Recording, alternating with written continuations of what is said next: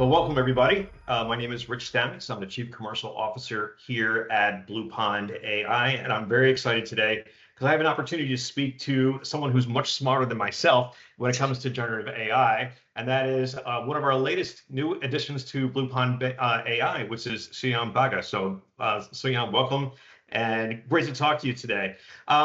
Before we kind of get into some of the nitty-gritty of our dialogue today, I'm personally curious as to how did you get involved in Gen AI? Because to me, it's everybody's talking about it right now. It's really exciting, but it's only been around for a little while. So if you don't mind, how did you get involved into generative AI? Yeah, I guess the short answer is that it's a stroke of luck that I got into Gen AI, and Gen AI came along the way it did. But I was in my undergrad in Delhi when I stumbled upon this online course on NLP, natural language processing, and it was about building a simple, news classifier, classifying a news article into whether it's a politics or sports. And I found that course really interesting, so I just decided to dig deeper, and then I finished my undergrad there, and I continued for my master's. I moved to Canada for that. So that's where I am right now in Montreal. I got my master's in computer science and NLP from McGill University. And there, my thesis was on detecting online abuse in social media conversations by using deep learning, machine learning models. And then, the Transformers architecture came along in the 2017, and it all just really scaled up from there because there were so many improvements along the architectures, along the compute power. There was so much data available in the on the internet that I've just kind of stayed with this NLP and Gen AI field. And the last few years I spent at Huawei's research lab here in Montreal, where I got to work on reasoning in language models, how to pre-train these language models for different languages. And, I got the opportunity to publish and work with some really smart researchers. And I just blame it all on luck. And Well, that's great luck for you and great luck for us. So we're super excited to have you here at Blue Pond. And I know that you're new to insurance, so maybe my first question to you might be a little bit unfair, but I mean, Gen AI to me has like this incredible potential. How would you describe what the potential of Gen AI is going to be in the insurance industry, knowing that we are built on contracts, statutes, laws, all interpretation? So the idea of having a large language model applied in the insurance world seems like it could be a big potential for us.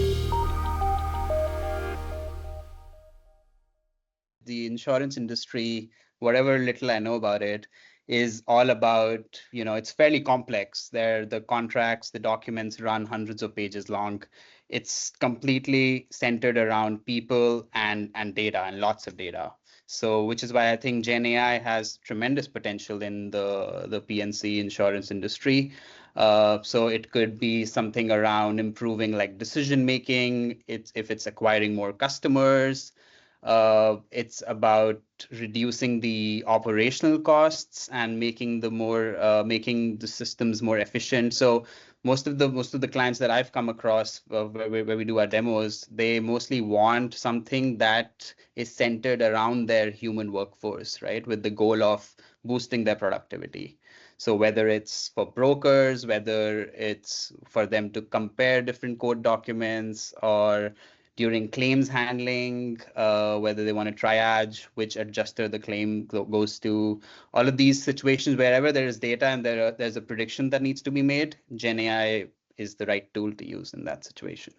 Yeah, no, I think that's great. I totally agree with you because, there's a lot of things that you just described, whether that be policy checking, whether that be underwriting audits, or even kind of triaging, and whether you're triaging on the underwriting side or you're triaging on the claim side, that's a lot of manual work. And that is, having been in several of those roles myself, I always found that was never really the fun part of the job. The fun part of the job is actually taking the information and then applying it and then making decisions from that. Like the information gathering part wasn't necessarily the fun part of my job. So what I hope too is that GenAI is going to take some away of that long, tedious, mundane work away from the individuals and allow them to make a higher value decision or a contribution to the overall workflow product. So, I agree with you.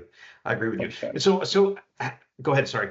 There's just like one kind of underexplored thing is that we can probably in future generate some insights that currently humans cannot figure because there's so much data, so much to read through, that hopefully the businesses, the insurers can monetize in some way. So that's like a very far-fetched goal, but I also see potential there for Gen AI because it can read up all of those extracted things that you just mentioned, and then it can generate insights based on those extractions that a human wouldn't have thought of probably. But that's again, a far-fetched goal, I would say, but definitely something that's possible.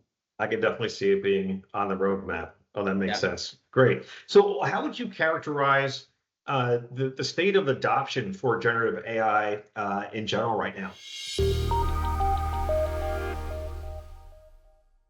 I believe that traditional AI or some AI has been around in the insurance industry for a while, right? Whether it's in risk modeling or it's like detecting frauds in claims or like analyzing images to assess damages and so on.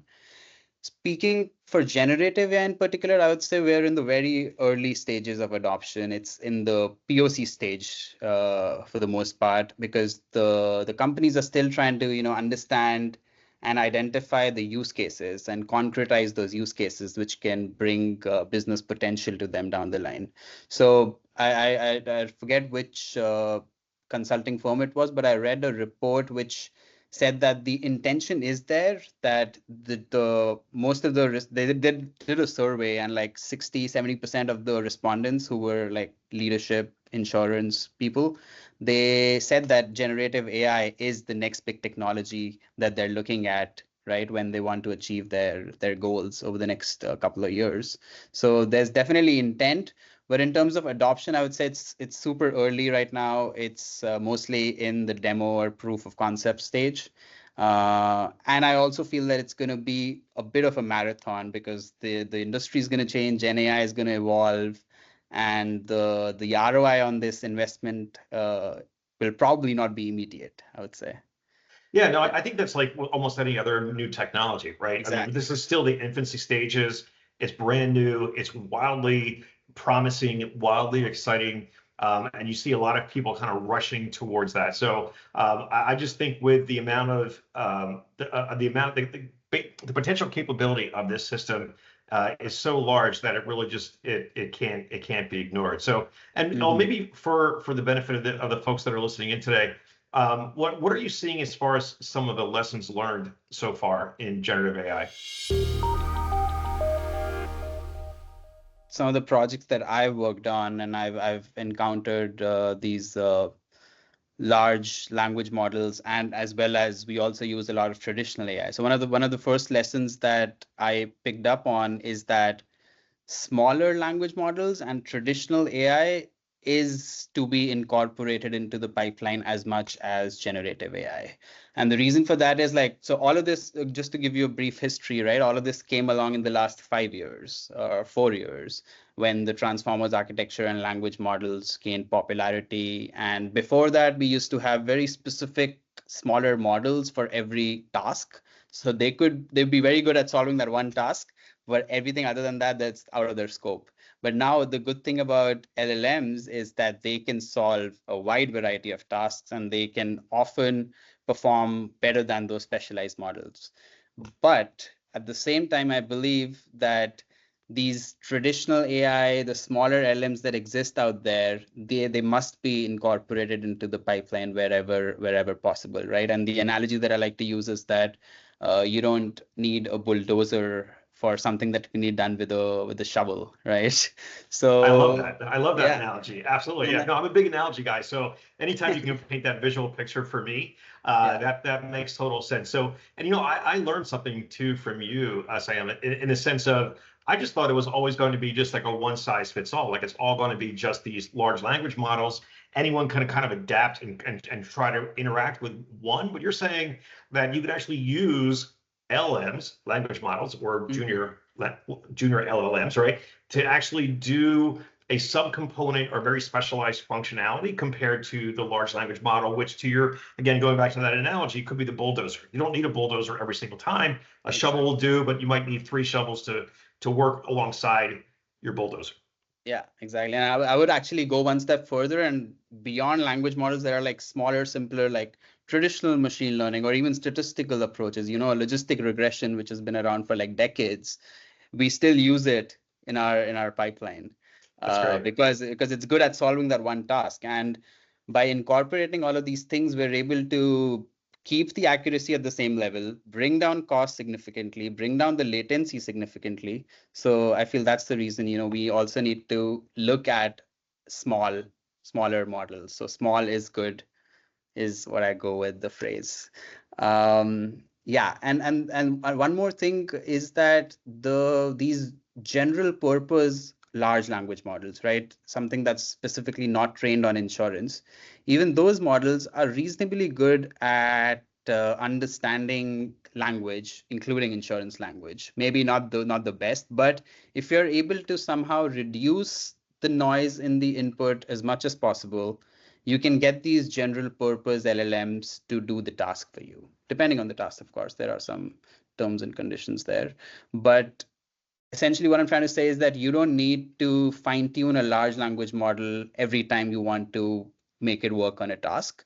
You could look at the RAG side of things, this retrieval augmented generation, which is basically you augment your LLM with an external retriever system that helps you filter out that noise in the input. And once that is done, the general purpose LLM is capable enough to do the task at hand.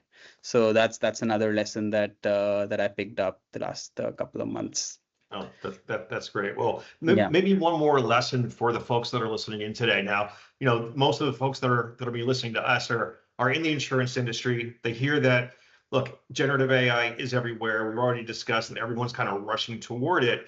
But Yeah. we also, I think people are somewhat fresh, still coming off of the insure tech. I won't call it a debacle. I will just call it an experience in that you had a lot of folks, a lot of technical folks trying to jump into the insurance industry and sort of like kind of capture an opportunity, but they didn't necessarily understand insurance. So what would you say to some of the folks that are listening as to what should you really be looking for in a partner if you want to implement a generative AI strategy? So the first thing, like you just touched upon, is the expertise, right? They should have the expertise in AI, which is obvious, but at the same time, it's very, very important to have a partner that has the required insurance knowledge, knows the ins and outs of the insurance ecosystem, how it works, because without that, you cannot really identify a use case. Everything begins with defining a problem, right? So in order to define that problem, you need people who have had several years of experience building insurance systems and know what's the bottleneck of the pipeline, where can we improve the efficiency by the productivity by the most margin. So I feel that having expertise in AI, generative AI, and everything that existed before that, because I see a lot of tech people who kind of recently jumped into AI and they don't think beyond these large language models, which I think is a mistake. And then, like we discussed around insurance language, they need to have somebody who understands the insurance ecosystem. So that's a must. Yeah, Um, no, I mean, to me, I think that makes total and complete sense to me. I think that when someone's trying to work with a technology company and the broker says to you, look, how are we going to handle actual loss sustained business income insurance. Now, I'm not going to ask you what that means, but those of that have been doing this long enough are like, well, of course we know what this means, right? But to try to get and explain that concept to someone, I mean, let alone explaining business income, but then explaining ALS BI, totally different rules. So I totally agree with you. You've got to have the experts who can really understand and speak technology and really have had experience in delivering solutions, but also you have to have that insurance experience so that the customer doesn't have to spend so much time explaining to you what it is that they're actually trying to do. Hopefully, you should be working with someone who, as that client is starting a sentence, you should already be able to start to be able to finish it yourself. So great. Well, I have another question for you, and I have to kind of explain what I'm asking, maybe to the business side of the folks that are listening in today versus the technology folks, because there's two terms here I'm going to ask you about. And that's about what is really, what is your preference, or how should people be approaching a point solution versus a platform solution? And for those of you like me who wasn't really even sure what a point solution even was, a point solution is really a very refined sliver and focus of trying to get one little thing done, as opposed to having more of a, again, enterprise or company-wide basis. So again, Sunyam, if you would kind of explain to us, what do you see are the pros and cons of going with these different solutions?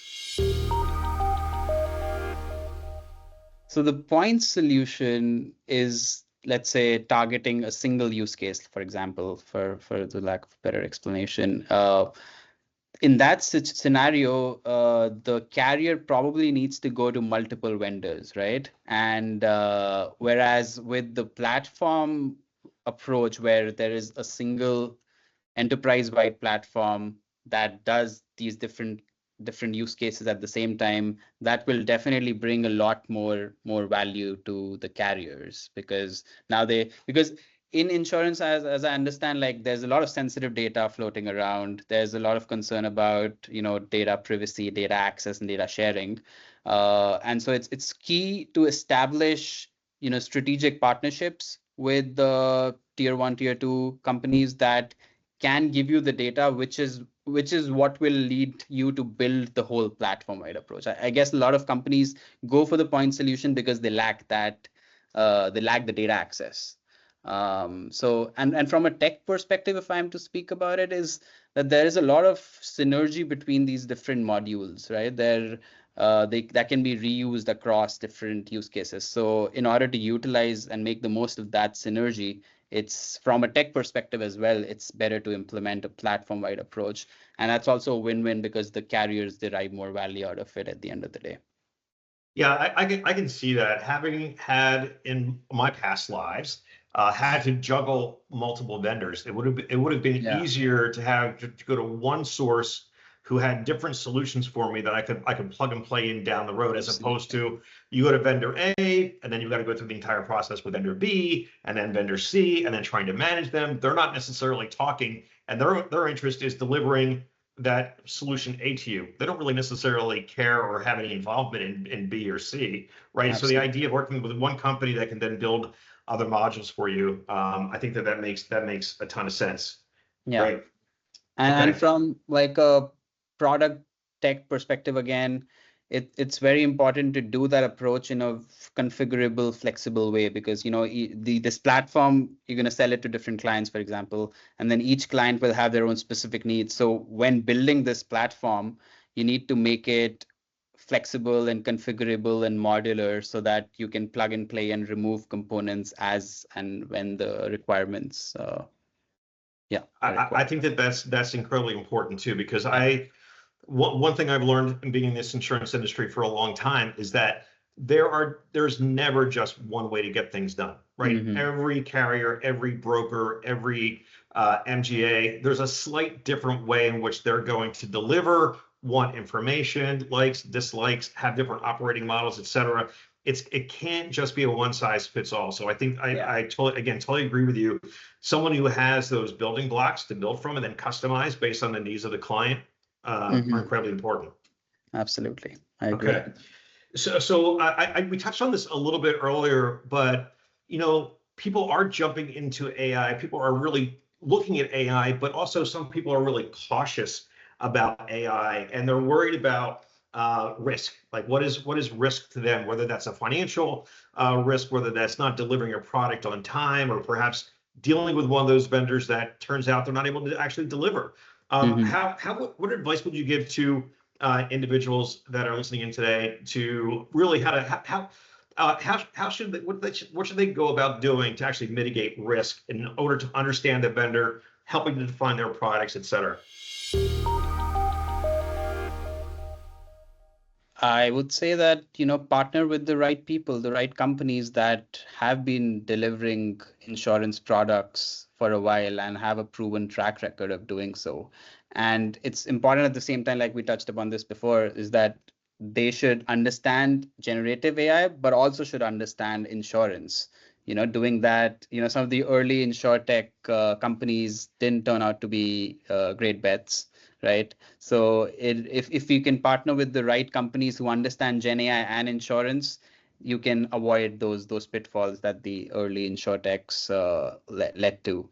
And I feel like generative AI is, sure, like people are cautious, I understand, and that's to do with human psychology, right? And people are generally concerned with any form of change, and Sure. generative AI is going to be a very big change.